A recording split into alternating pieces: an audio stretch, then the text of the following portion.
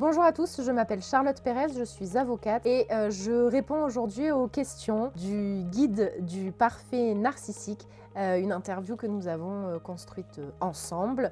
Et en fin d'interview, je répondrai aussi aux questions qui ont été posées directement par les abonnés à l'annonce de cette interview. Beaucoup de femmes ayant vécu une relation sous emprise disent « J'ai mis des années à comprendre ce qui m'arrivait ». Comment expliquer ce déni ? Les violences qui sont exercées par un pervers narcissique, elles sont rarement physiques, en tout cas au début. Ce sont ce qu'on appelle des violences psychologiques, c'est-à-dire de l'emprise, de la manipulation, de l'isolement. Parfois, ces violences-là vont basculer sur des violences physiques, mais parfois, ce ne sera jamais le cas. Et c'est ce qui explique que c'est très difficile de s'en rendre compte quand on est dans la relation. C'est-à-dire qu'on est amoureuse, on cherche des excuses à des comportements et surtout, on est manipulé.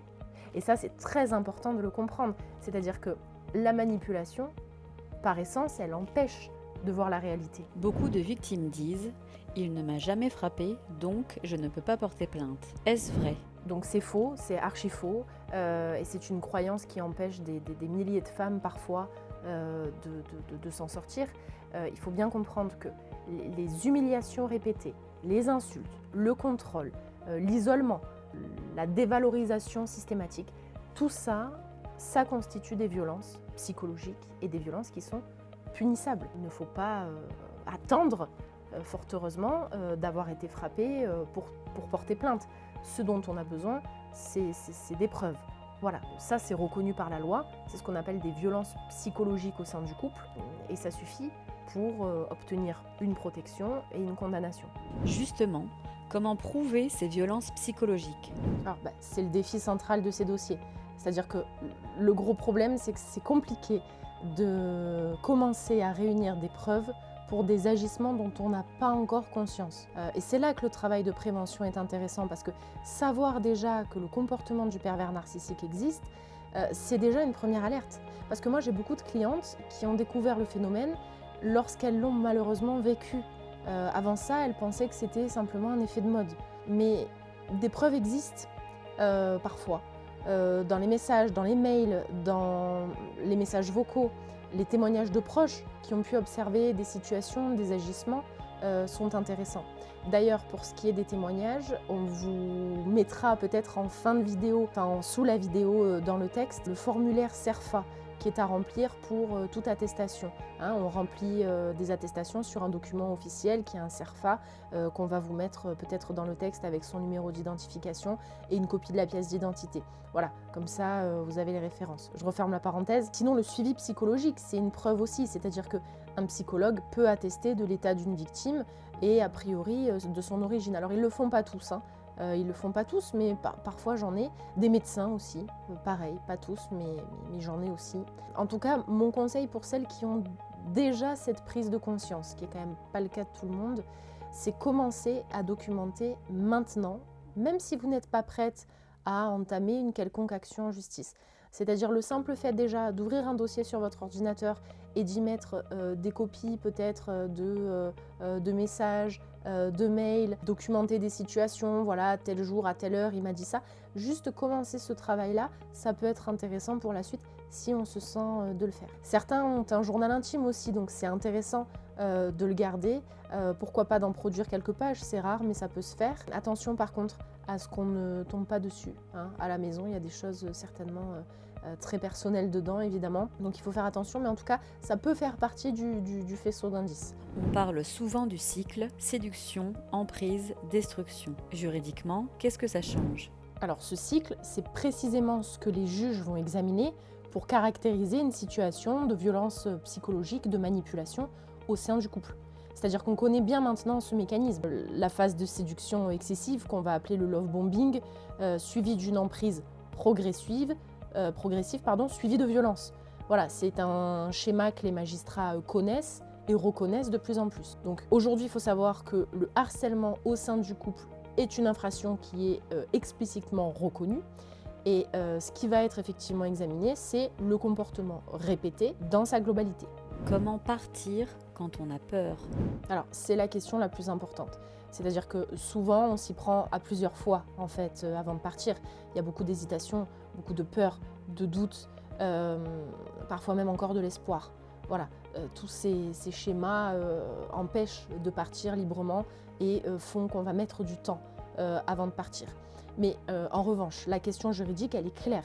C'est-à-dire que vous n'avez pas à partir seul et sans protection si besoin. Il faut savoir que le juge aux affaires familiales peut délivrer une ordonnance de protection. C'est une ordonnance qui va permettre d'éloigner le conjoint du domicile, c'est-à-dire que c'est lui qui part, pas vous, et elle peut lui interdire, cette ordonnance, de vous contacter, de s'approcher de vous. C'est une procédure qui est très rapide, c'est-à-dire qu'on délivre l'assignation au conjoint ou à l'ex-conjoint et on a une audience 48 heures plus tard. Voilà, donc on l'obtient en quelques jours et sans avoir déposé plainte au préalable. Donc dans les situations qui présentent un risque, voilà, il faut penser à ce mécanisme-là. L'infidélité peut apparaître comme outil de manipulation et de déstabilisation. Est-ce que ça a des conséquences juridiques?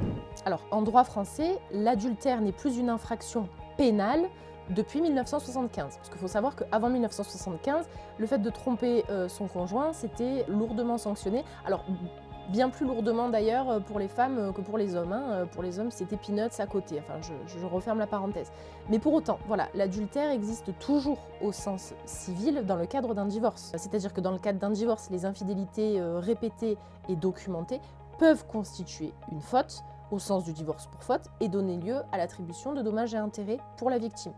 Alors pourquoi on dit qu'aujourd'hui ça n'existe plus alors qu'en réalité ça existe toujours? Mais c'est simplement que le montant de dommages et intérêts qui est attribué est de moins en moins important et les conditions pour faire reconnaître un divorce pour faute sont de plus en plus exigeantes. Mais pour autant, ça existe bien et d'ailleurs, j'ai des décisions régulières en ce sens.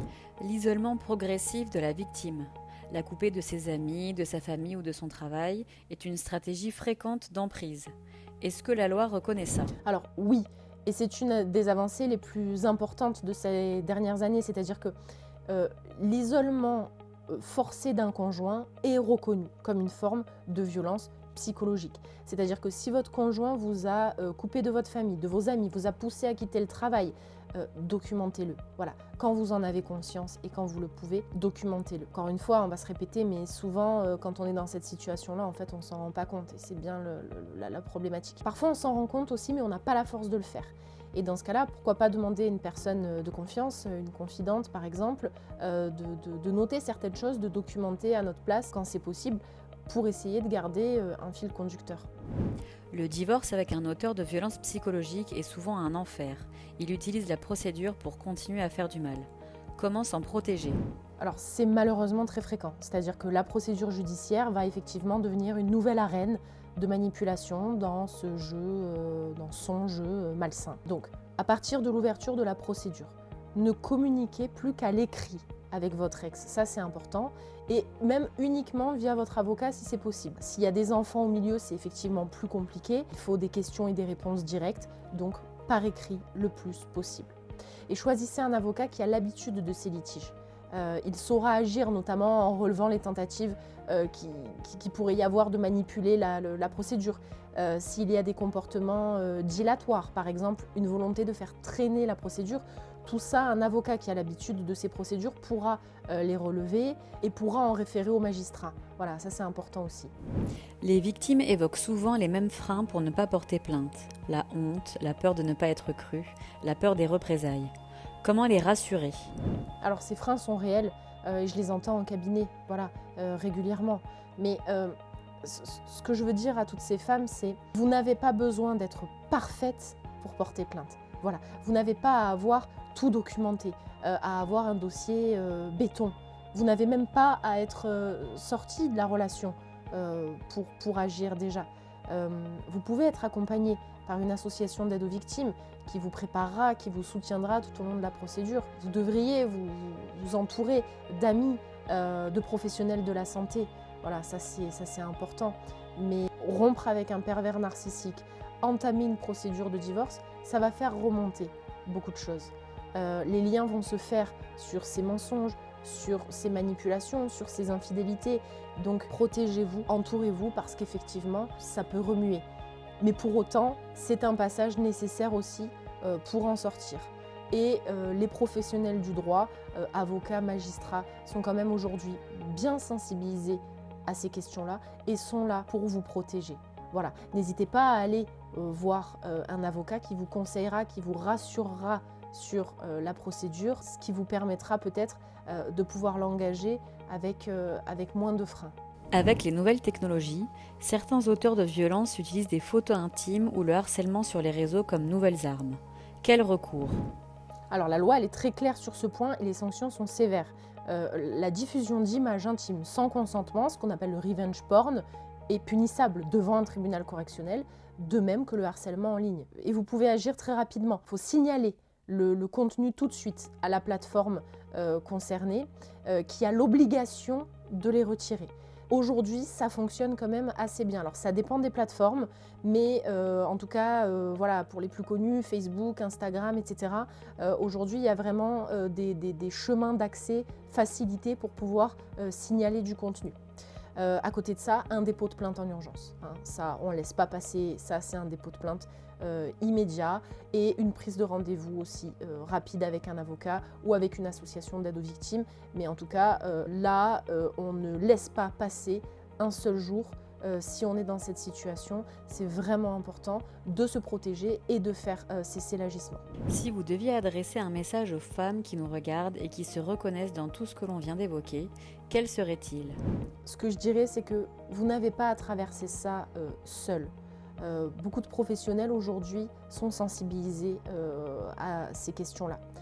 Je rappelle un numéro de téléphone qui est important, qui est le 3919, qui répond 24 heures sur 24 et qui est destiné exclusivement aux femmes victimes de violences conjugales. Hein. Donc je rappelle que les violences psychologiques sont des violences conjugales. Pensez aux associations d'aide aux victimes qui vous accompagnent gratuitement et pensez à consulter des avocats qui sont sensibilisés à cette matière et qui vont transformer votre vécu en dossier et votre dossier en protection et en condamnation. Je crois que la première étape, c'est de savoir qu'on peut vous aider à agir et que vous avez des droits. Et avec tout ce qu'on vient de dire jusqu'à présent, je pense qu'on peut considérer que cette étape, vous venez de la franchir. Merci à tous d'avoir suivi cette interview qui a été réalisée entre nos deux comptes, le compte du guide du parfait narcissique et le mien, la Minute Avocat. Nous avons reçu des questions à la suite de l'annonce de cette interview à venir. On a essayé d'intégrer les réponses à ces questions dans l'interview, mais pour autant, certaines sont plus isolées ou plus spécifiques. Donc on vous propose d'y répondre maintenant directement. Je ne sais pas si je peux vraiment répondre à cette question, c'est pas une question vraiment d'ordre juridique, mais en tout cas, c'est sûr qu'il y a des cas où on l'observe très nettement, mais dans d'autres cas, pas forcément. J'ai le sentiment que ça évolue peu à peu, pas à grande vitesse non plus, mais quand même, petit à petit, j'ai l'impression que sur ce terrain-là, les choses commencent un peu à évoluer.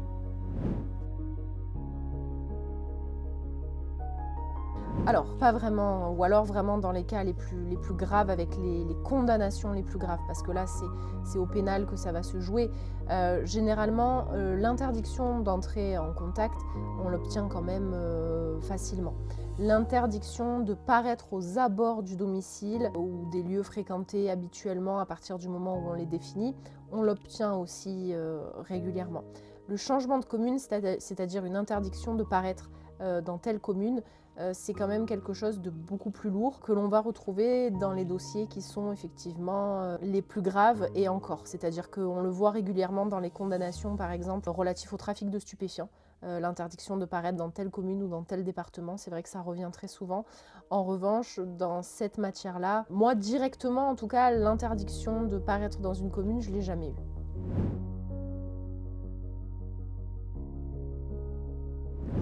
Alors oui, ils le sont, mais dans un contexte plus large, c'est-à-dire qu'à partir du moment où on arrive à caractériser le cercle séduction, emprise, manipulation, destruction, etc., on va aboutir à une condamnation.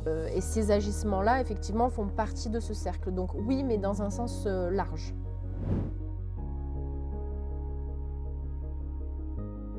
en essayant, autant que faire se peut, d'avoir le dossier le plus complet possible. Et on a vu que c'était finalement ce qui était le plus compliqué, évidemment. Mais le classement sans suite, dans ces cas-là, c'est souvent pour l'infraction qui serait insuffisamment caractérisée. Donc au plus on va apporter d'éléments, au mieux ce sera.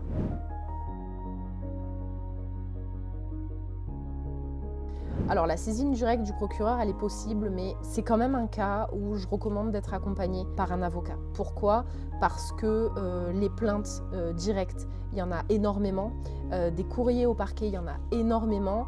Et il faut quand même caractériser l'infraction. Donc partant de ce principe-là, chacun son métier. Être juriste, c'est avoir une technicité particulière dans la rédaction aussi.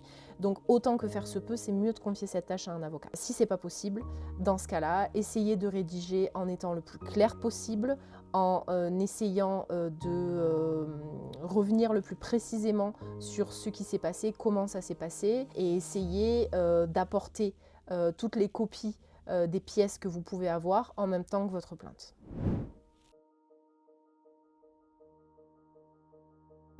Alors, effectivement, si la personne est placée en garde à vue et que le commissariat vous appelle et vous propose une confrontation que vous ne sentez pas, vous pouvez tout à fait la refuser.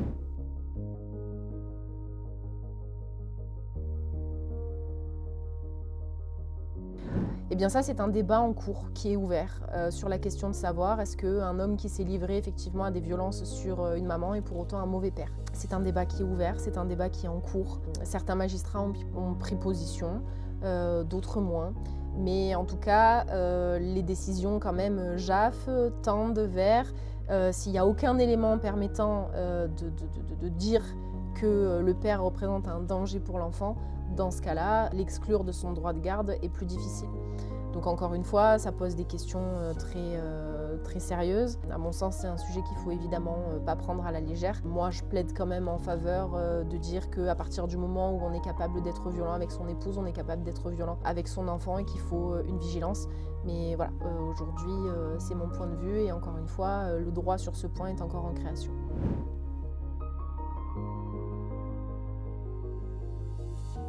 Parce qu'on manque de moyens, parce que la justice aujourd'hui manque de moyens, qu'il n'y a pas assez de juges, qu'il n'y a pas assez de greffiers, qu'il n'y a pas assez de personnel dans les tribunaux. Et du coup, chaque dossier prend beaucoup trop de temps. Voilà, donc moi, à mon sens, à partir du moment où on mettra des moyens dans la justice, on avancera beaucoup plus facilement.